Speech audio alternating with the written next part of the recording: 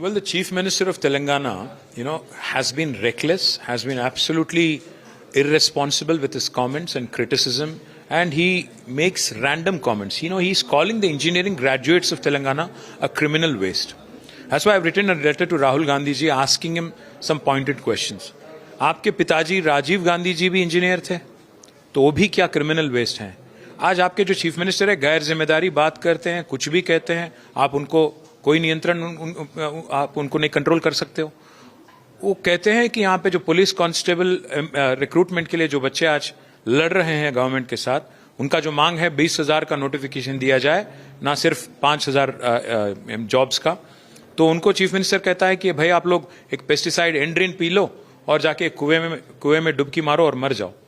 तो इसलिए राहुल जी से कहते हैं भाई आप इलेक्शन से पहले आ जाते हो, आके यहाँ पे तो बड़े बड़े लंबे लंबे भाषण और यहाँ पे चाय पे चर्चा, और आपने कहा था कि 2 लाख नौकरी पहले ही साल में गवर्नमेंट सेक्टर में आप दिला देंगे कांग्रेस गवर्नमेंट बनते ही। कहाँ गायब हो गए आप? 2.5 साल हो गया, आज तक ना चिट्ठी का कोई जवाब मिलता है, ना जब हम मांग करते हैं कि भाई आप यहाँ पे आइए और यहाँ पे कुछ जवाब दीजिए, आपकी तरफ से कोई रिस्पॉन्स नहीं। तो इसलिए मैं राहुल गांधी जी से कहना चाहता हूं, अगर आप हैदराबाद नहीं आई तो जरूर तेलंगाना का युवा आपके घर के सामने आके हड़ताल करेगा। जिस कदर आपने प्राइम मिनिस्टर के घर के सामने आप हड़ताल किया था, तो हम भी आएंगे दिल्ली युवा के साथ तेलंगाना, और आपके घर के सामने हड़ताल, वहीं टेंट लगाएंगे, वहीं बैठ जाएंगे और सवाल आप ही से करेंगे कि 2 लाख रोजगार का क्या हुआ राहुल जी? कल आपकी बदौलत, आपकी गवर्नमेंट की बदौलत, आपकी नेग्लिजेंस की बदौलत, कल एक बच्चा वेनु सुसाइड नोट लिख के उसमें यह लिख दिया उसने कि भाई राहुल गांधी तक पहुंचाओ चिट्ठी। तो इसकी जिम्मेदारी कौन लेगा? और आप कब तेलंगाना युवा के साथ एक बात करोगे और वादा जो आपने किया उसका कैसे निभाओगे? जॉब कैलेंडर जो आपने प्रॉमिस किया 2 साल हो गया, उसका भी कोई जवाब नहीं।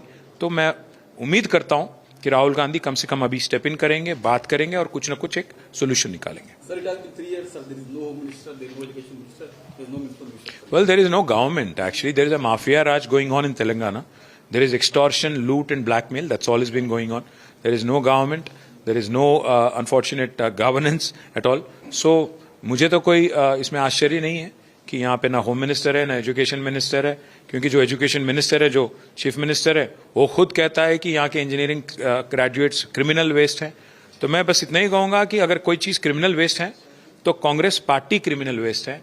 89 केसेस जिस पे लगे हैं उसको चीफ मिनिस्टर बनाना क्रिमिनल वेस्ट है, और जो राहुल गांधी के जितने डिक्लेरेशन है, जितने 6 गारंटी के नाम पे वादे हैं, वो क्रिमिनल वेस्ट हैं, उसके अलावा कुछ नहीं। Well, if the chief minister is doing wonders, then he should be nominated for Nobel Prize. I hope the Congress Working Committee does it soonest possible.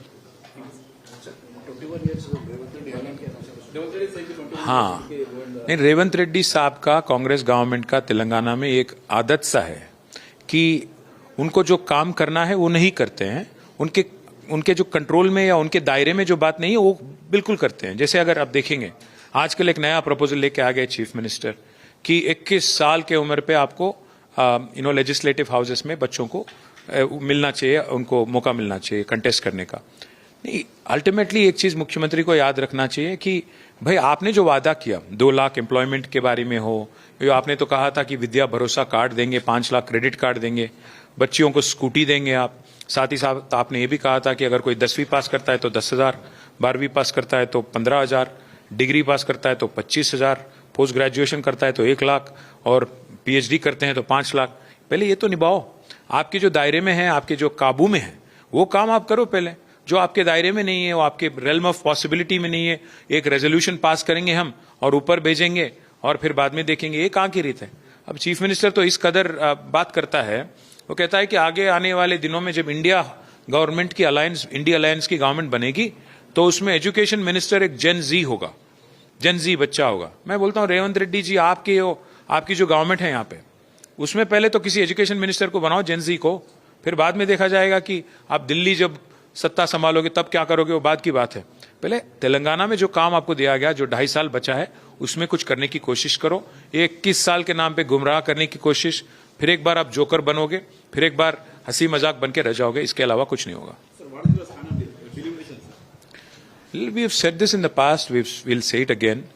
Delimitation has to be done in a way that doesn't hurt the interest of South of India, firstly. because the south of India, all the southern states have done exemplarily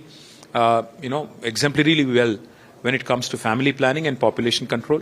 Unfortunately, today those people who have not done well are being incentivized, and those people who have done well are being penalized, which is definitely a travesty of justice, and we don't agree with the whole population basis model.